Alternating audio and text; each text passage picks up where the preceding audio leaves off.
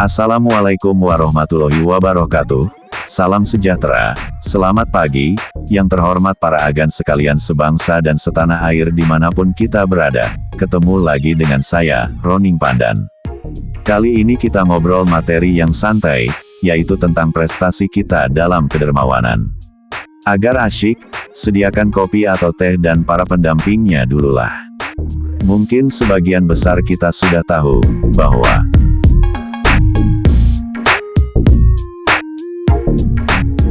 pada tanggal 9 November tahun 2023 yang lalu, Charities Aid Foundation (CAF), Badan Amal asal Inggris, merilis laporan tahunan World Giving Index (WGI) yang mengevaluasi tingkat kedermawanan di 142 negara berdasarkan data survei dari 147.186 responden pada tahun 2022. Laporan ini memberikan gambaran komprehensif tentang perilaku beramal di seluruh dunia. Tolok ukur yang digunakan berfokus pada kriteria, pengalaman membantu orang tak dikenal, termasuk orang asing di dalamnya, donasi uang untuk amal, dan kesediaan menjadi sukarelawan, bencana alam, kesehatan, dan sebagainya. Agar jelasnya, bagaimana kalau kita lihat peringkat 10 besar negara yang penduduknya paling dermawan.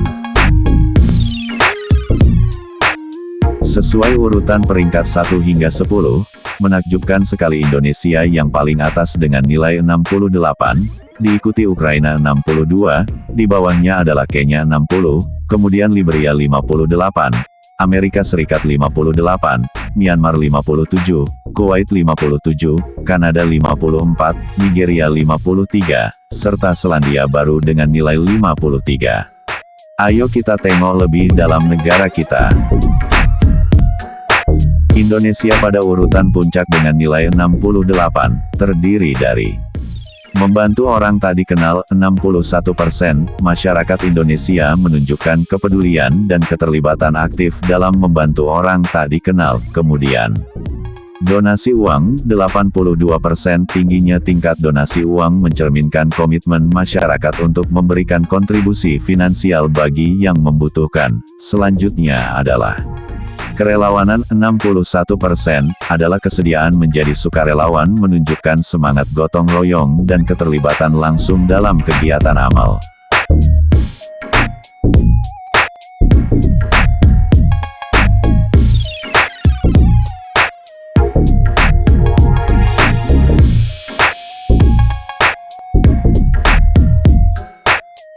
Rumah Sakit Indonesia di Gaza, Palestina, merupakan sumbangan masyarakat Indonesia untuk rakyat Palestina. Luar biasa kan? Ternyata pembangunannya melibatkan dua tokoh penting kita. Yang pertama tentulah mantan Menkes periode tahun 2004 sampai tahun 2009, Ibu Siti Fadila Supari, dan yang kedua adalah Bapak Dr. Jose Rizal, SPOT, si dokter yang jurnalis, terkenal sebagai pendiri MERC, Medical Emergency Rescue Committee. Dari beberapa sumber beliau mengatakan bahwa pembangunan Rumah Sakit Indonesia ini penuh keajaiban dari Tuhan Yang Maha Esa, bagaimana tidak? Waktu itu Menteri Kesehatan Palestina menantang beliau Ibu Siti untuk membangun rumah sakit, di atas tanah yang beliau akan berikan. Ibu Siti tanpa babi bu, spontan jawab, iya saja, padahal belum ada duitnya. Emangnya beliau are Surabaya yang bonek itu? Enggak lah. Kemudian beliau panggil Pak Jose Rizal untuk membicarakan rencana pembangunan Rumah Sakit Indonesia. Pak Jose Rizal meresponnya dengan antusias, kemudian ditindaklanjuti dengan penggalangan dana, hingga Rumah Sakit Indonesia ini jadi. Alhamdulillah, bersyukur kita punya dua beliau yang hebat di atas ya kan.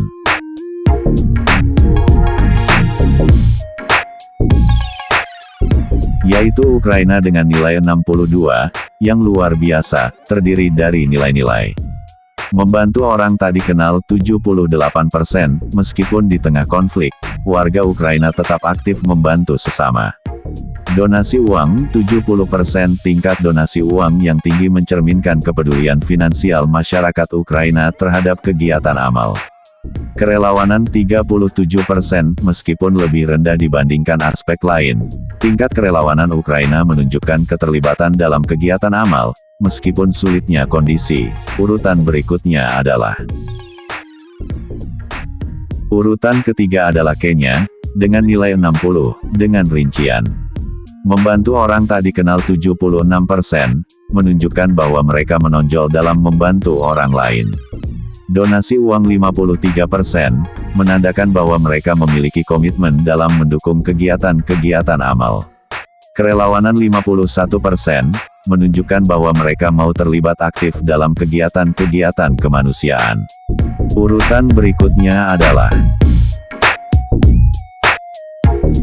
urutan keempat adalah Liberia dengan nilai 58. Urutan kelima adalah Amerika Serikat dengan nilai 58. Urutan keenam adalah Myanmar dengan nilai 57. Urutan ketujuh adalah Kuwait dengan nilai 57. Urutan kedelapan adalah Kanada dengan nilai 54. Urutan kesembilan adalah Nigeria dengan nilai 53.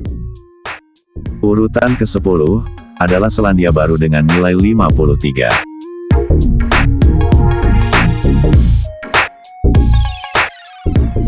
Mari kita sandingkan antara Indeks Kedermawanan 2023, dengan daftar negara terkaya di dunia 2023, mengejutkan sekali. Ternyata Irlandia adalah negara terkaya di dunia, dan yang paling rendah adalah negara San Marino, salah satu dari 5 negara terkecil di dunia, terletak di bagian utara Italia dan dikelilingi provinsinya Italia. Dengan menganalisa dua data-data di atas, kita bisa melihat bahwa dari 10 negara terkaya di dunia ini, ternyata hanya AS satu-satunya negara ke-9 terkaya di dunia, yang juga masuk sebagai negara dermawan peringkat ke-5 di dunia. Dalam pikiranku, yang sederhana, kita akan menganggap bahwa negara semakin kaya, maka akan semakin dermawan ya.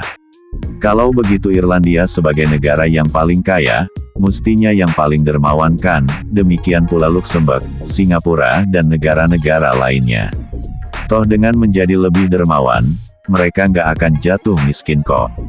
Ternyata nggak ada korelasi atau hubungan yang linear antara negara dermawan dan negara kaya loh.